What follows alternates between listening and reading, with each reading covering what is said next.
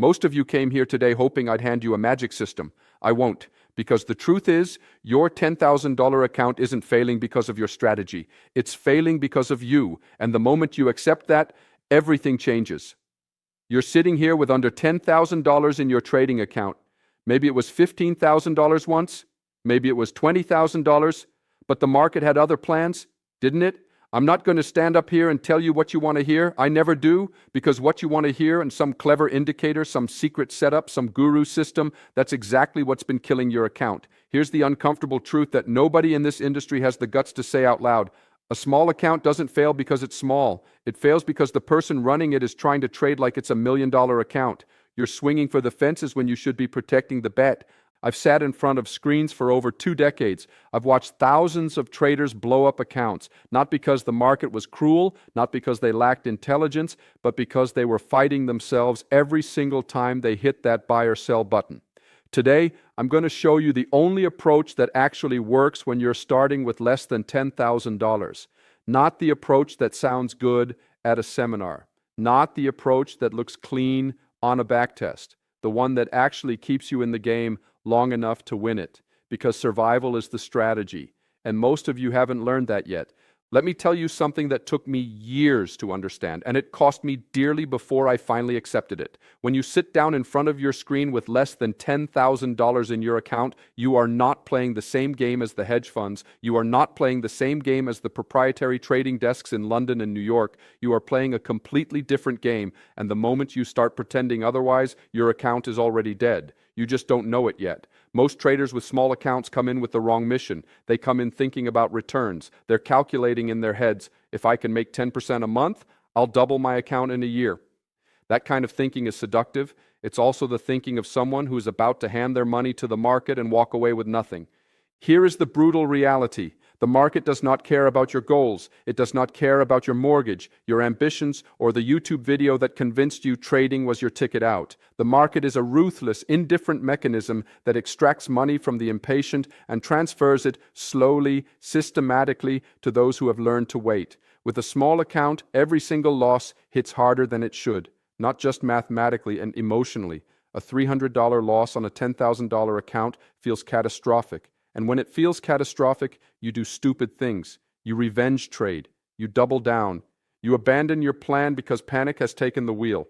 Before you know it, a single bad afternoon has turned into a $2,000 drawdown, and now you're trading scared money. Scared money never wins. This is why survival is not a passive concept. It is an active, daily, deliberate decision. Every morning you sit down to trade, your first and only question should not be, how much can I make today? It should be, how do I make sure I am still in this game next week? That shift in thinking, simple as it sounds, separates the traders who last from the ones who flame out inside 6 months. The traders who blow up small accounts are not stupid people. Most of them are intelligent, motivated, and hungry. But hunger is dangerous in this business. Hunger makes you force trades that aren't there. Hunger makes you hold losing positions because you cannot stomach the idea of being wrong. Hunger makes you increase your position size after a few good days, right before the market hands you a lesson you won't forget. The professionals, the ones who have been doing this for decades, are not thinking about getting rich. They are thinking about not getting poor. They protect capital the way a surgeon protects a patient on the table. Every decision is measured, every risk is calculated, every loss is contained before it is allowed to breathe. You want to grow a small account? Then stop trying to grow it. Start trying to protect it, show up every day, take the right setups, keep your losses small, and let your winners run when they come. Compound works, but only if you are still alive to benefit from it. Survive first, everything else follows. Let me ask you something. And I want you to think about this honestly because most traders never do. When was the last time you sat down before a trade and calculated, precisely mathematically, exactly how much of your account you were willing to lose on that single position? Not a rough guess, not a feeling. An actual number derived from a rule you follow every single time without exception. If you hesitated answering that, you don't have a position sizing strategy. You have a gambling habit dressed up in trading language. This is the part of trading that nobody wants to talk about because it isn't sexy. Nobody makes a YouTube thumbnail about position sizing. Nobody goes viral explaining the 1% rule. People want chart patterns, they want indicators, they want the thrill of calling the top or the bottom. Position sizing sits in the corner, unglamorous and ignored, and it is the single most important determinant of whether your account survives or dies. Here's what I mean. Two traders can take the exact same trade, in the exact same market, at the exact same moment, with the exact same entry and exit points. One walks away with a manageable loss, the other blows up his account. The difference is not intelligence, the difference is not timing, the difference is how much they risked on that one trade. Size is everything. Size is the game within the game. With an account under $10,000, you cannot afford to be casual about this. Every position you take must be sized according to what you can lose, not what you hope to gain. The standard rule is simple. Risk no more than 1% of your account on any single trade. On a $10,000 account, that is $100. That number probably sounds laughably small to you right now. Good. That reaction is exactly why most small accounts are destroyed within the first year.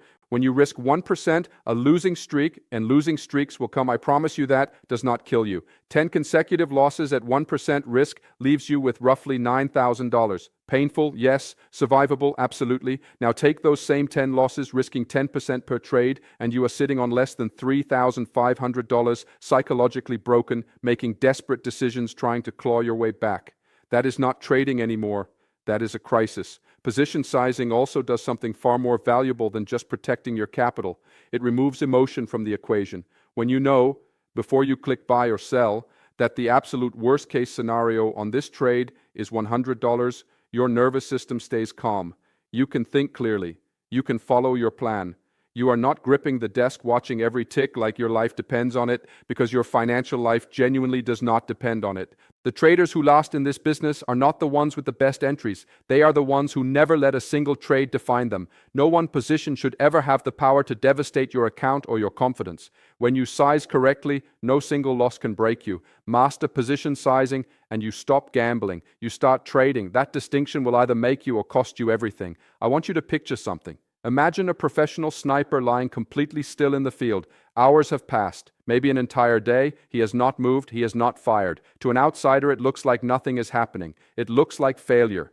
But the sniper knows something the outsider doesn't. He is not waiting because he is lazy. He is waiting because the shot isn't there yet. And when it finally arrives, one shot, clean, deliberate, the job is done. That is what trading a small account should look like. And almost nobody does it that way. Instead, what I see, what I have watched destroy account after account, is traders who cannot sit still. They wake up, they open their charts, and within 20 minutes they are in a trade. Not because the market offered them something exceptional, but because sitting on their hands feels unbearable, because doing nothing feels like losing, because the screen is moving and the adrenaline is there and the urge to participate is overwhelming. That urge is not ambition, that urge is your account's worst enemy. The market does not reward participation. It does not hand out points for effort. It does not care that you sat in front of your screen for 8 hours. It rewards selectivity. It rewards the trader who looked at 30 setups and said no to 29 of them because only one was truly worth the risk. Overtrading is the silent killer of small accounts, and it operates invisibly because every trade feels justified in the moment. There is always a reason to get in. The market is always doing something that looks interesting if you stare at it long enough. Here is the truth that patience teaches you. Most of what happens in the market on any given day is noise. It is movement without meaning, volatility without direction, price action designed by nobody, but interpreted desperately by traders who need to find a trade to feel productive. The genuinely good setups, the ones with clear structure, defined risk, and real momentum behind them, are rare. They do not arrive every hour. Sometimes they do not arrive every day, and a small account trader who has not learned to recognize that rarity will spend all their capital chasing shadows. When you stop hunting setups compulsively and start hunting patience deliberately, something remarkable happens to your trading. Your win rate improves, not because your analysis got better, but because you stopped taking bad trades. Your losses shrink, not because the market got kinder, but because you are no longer forcing entries in unfavorable conditions. Your confidence grows, not from winning more often, but from trusting yourself to wait. Patience is not a personality trait you either have or you don't. It is a skill you build through discipline and repetition. It is a muscle that strengthens every time you see a mediocre setup and walk away from it. Every trade you don't take that would have lost you money is money you kept. And with a small account, kept money is everything. The best traders I have ever known share one quality above everything else. They are ferociously comfortable doing absolutely nothing. Learn that comfort. It is worth more than any indicator you will ever find. I want to say something that the financial industry spends millions of dollars every year making sure you never fully absorb. The company that holds your trading account, the platform you log into every morning, the people who send you cheerful emails about new features and tighter spreads, they are not on your side. They never were. And the sooner you understand this with complete clarity, the better your trading will become. This is not a conspiracy theory. This is business. And once you understand the business model of most retail brokers, you will never look at your trading platform the same way again. Every time you open a trade, you pay a spread. That is the difference between the buy price and the sell price. It seems small, a few pips here, a point or two there. On any individual trade, it feels almost irrelevant. But added up across 50 trades a month, 100 trades a month, because that is what overtraders do, and suddenly you are looking at a significant, consistent drain on your account that has nothing to do with whether you are right or wrong about the market. You are paying simply for the privilege of participating, and that cost is relentless. Then come the commissions, then the overnight financing charges on positions held past market close, then the platform fees on certain account types. Each one individually seems manageable. Together they form a grinding, invisible tax on your capital that compounds against you every single month. For a large account, these costs are uncomfortable but survivable. For an account under $10,000, they are genuinely dangerous. You can be a net positive trader in terms of your actual market calls and still lose money because the structural costs of trading are eating you alive from underneath. Market makers, and many retail brokers operate as market makers, profit when you lose. When you take the other side of a trade and it goes against you, that loss flows directly to them. This is not illegal. It is disclosed, buried somewhere in documentation that nobody reads. But it means the entity providing your trading infrastructure has a financial interest that is structurally opposed to yours. That is a relationship you need to understand and respect, not ignore. So what do you do with this knowledge? You use it. You become ruthless about reducing friction costs. You choose brokers with genuine transparency, ones who are direct market access providers rather than market makers, where possible. You compare spreads not just during calm market conditions, but during news events when they widen dramatically and your stop loss gets triggered at a price you never saw on the chart. You read the fine print on overnight charges before you decide to hold a position through the night. You also trade less. Counterintuitive as it sounds, one of the most powerful ways to fight broker costs is simply to take fewer trades. Every trade you don't take is a spread you don't pay, a commission you don't owe, a financing charge that never hits your account. The small account trader who makes 20 precise trades a month will almost always outperform the one making 100 impulsive ones before market direction even enters the conversation. Know who you are doing business with. Your survival depends on it.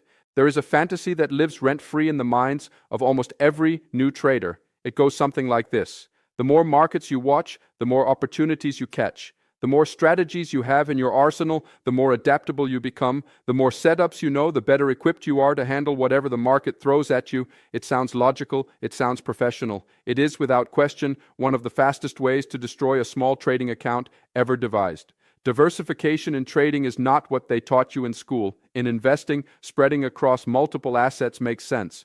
You are managing long-term risk across decades. But trading is not investing. Trading is a precision activity that demands complete, undivided, almost obsessive familiarity with the thing you are trading. And you cannot have that familiarity with 10 things simultaneously. Nobody can. Not you, not me, not the most experienced trader alive. Here's what actually happens when a small account trader tries to watch multiple markets at once. Their attention fragments.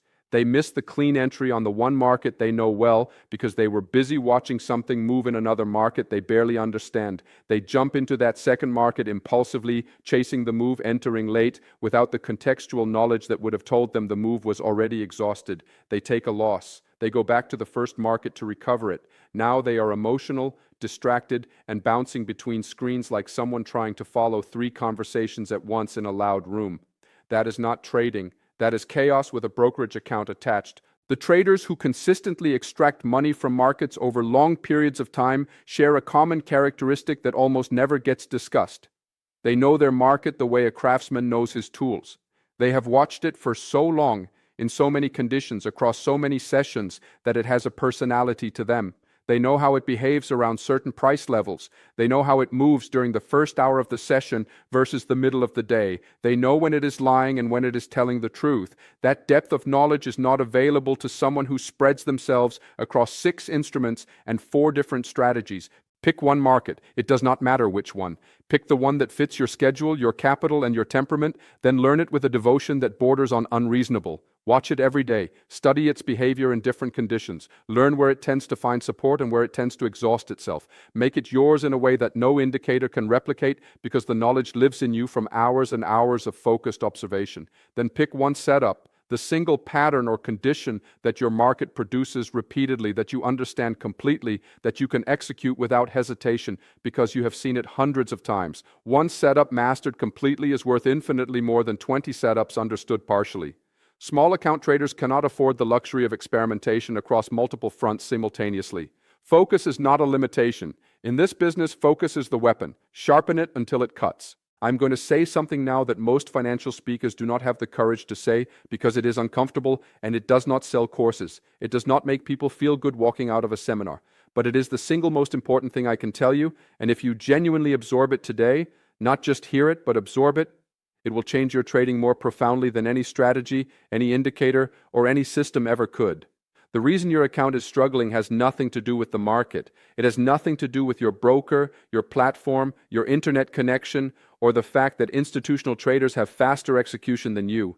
It has nothing to do with bad luck, although you will spend considerable energy convincing yourself otherwise after a string of losses. The reason your account is struggling is sitting in the chair right now, reading these words. It is you. It has always been you. That is not an insult. That is the most liberating truth in trading. The human brain was not designed for financial markets. It was designed for survival in an environment where avoiding loss was more important than capturing gain, where hesitation kept you alive and impulsiveness got you killed by something with teeth. Those instincts buried deep in your psychology are catastrophically counterproductive in a trading context. The same wiring that protected your ancestors is the wiring that makes you hold losing trades too long because the pain of realizing a loss feels unbearable. It is the same wiring that makes you cut winning trades too early because the fear of giving back profit overrides your rational plan. It is the same wiring that drives you to increase your position size after a winning streak because confidence has quietly transformed into arrogance without you noticing the transition. Every mistake you make in trading has a psychological root. Everyone. The trader who overtrades is not suffering from a lack of setups. They are suffering from an inability to tolerate inactivity. The trader who cannot cut losses is not lacking a stop-loss strategy. They are unable to accept being wrong because their identity has become entangled with their trades. The trader who revenge trades after a loss is not making a calculated decision. They are in the grip of an emotional response that has completely bypassed rational thinking. These are not character flaws. They are human responses to an inhuman environment. But recognizing them as human does not excuse you from the responsibility of addressing them, because the market will exploit every single psychological weakness you carry, repeatedly, expensively, and without mercy, until you either fix yourself or quit. The work of becoming a profitable trader is therefore not primarily technical. It is personal. It requires a level of self-awareness that most people actively avoid because genuine self-examination is uncomfortable. It requires you to sit with a losing trade and ask not just what went wrong technically, but what you were feeling when you entered it and why you ignored the signs that it was wrong. Your account reflects your mind. Clean up your thinking, your discipline, your emotional responses, and the account will follow. It always does. The market is simply a mirror, and mirrors do not lie.